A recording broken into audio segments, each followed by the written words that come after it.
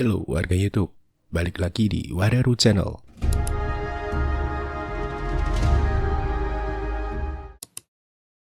Kalian pasti pernah ngerasa nih, semakin kalian ingin mendapatkan suatu hal, maka semakin sulit hal itu untuk digapai. Contoh simpelnya nih, malam-malam kalian susah banget buat tidur, kayak nggak bisa lelap gitu.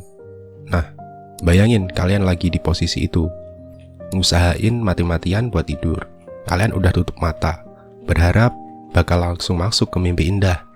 Tapi apa daya, 10 menit, 20 menit, 30 menit, tetap aja mata masih melek. Pikiran masih jalan terus, malah jadinya overthinking macem-macem deh. Dan akhirnya jadi batal tidur. Malah buka HP, scroll sosmed sampai subuh.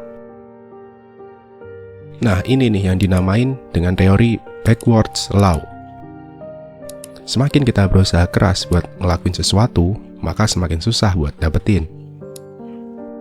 Seperti yang udah kita contohin tadi, semakin kalian pengen tidur, malah makin susah buat tidur.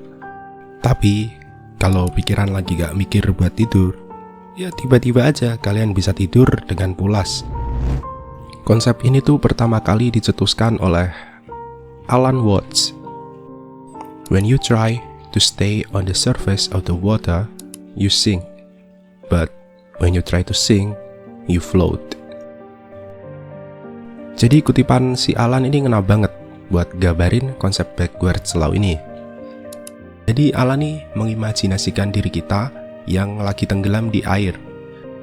Semakin keras kita berusaha buat renang ke permukaan, malah semakin dalam kita tenggelamnya. Sedangkan ketika kita memilih untuk pasrah, malah kita akan mengapung ke permukaan. Tapi itu tadi cuman pemisalan aja untuk menyatakan bahwa tiap kali kita terlalu ngotot mengejar suatu hal, justru kita akan terperangkap di sebuah konsep yang bernama backwards law ini. Teori backwards law ini dikutip oleh Alan Watts dari sebuah buku kuno dari Cina yang udah berusia 200 tahun, yang ditulis oleh Zen Buddhism. Dalam gagasan Taoist terdapat Wu Wei. Kalau diterjemahkan ke bahasa Indonesia sih artinya tindakan tanpa usaha. Wu Wei bukan berarti kita tidak melakukan apa-apa ya, melainkan kita menyelaraskan diri dengan aliran alami Tao, serta tidak memaksakan berbagai hal. Backwards law ini bikin kita untuk mikir ulang tentang tujuan dan keinginan untuk lebih fokus ke makna yang lebih dalam daripada cuma mengejar pencapaian luarnya aja.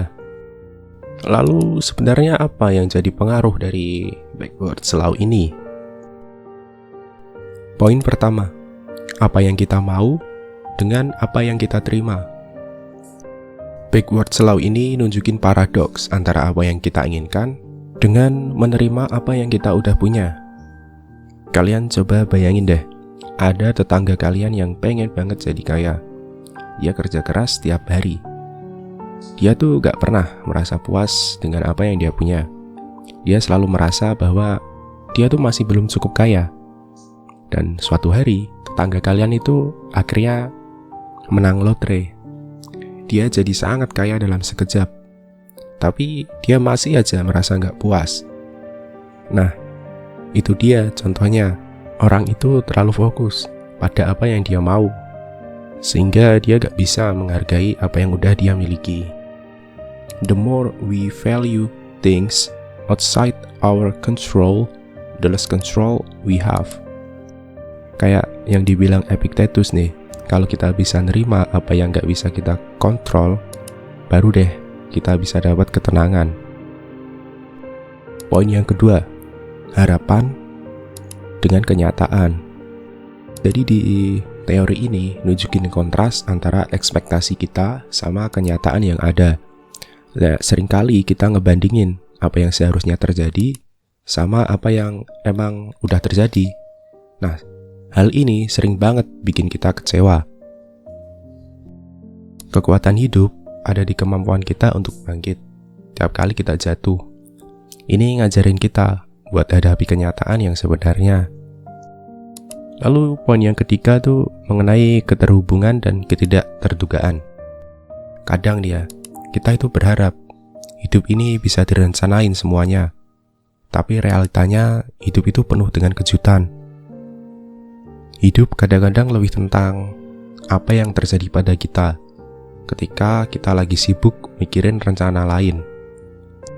Jadi kita harus lebih bisa menerima kejutan hidup dan ngerasa lebih terhubung aja dengan berbagai momen yang tak terduga itu.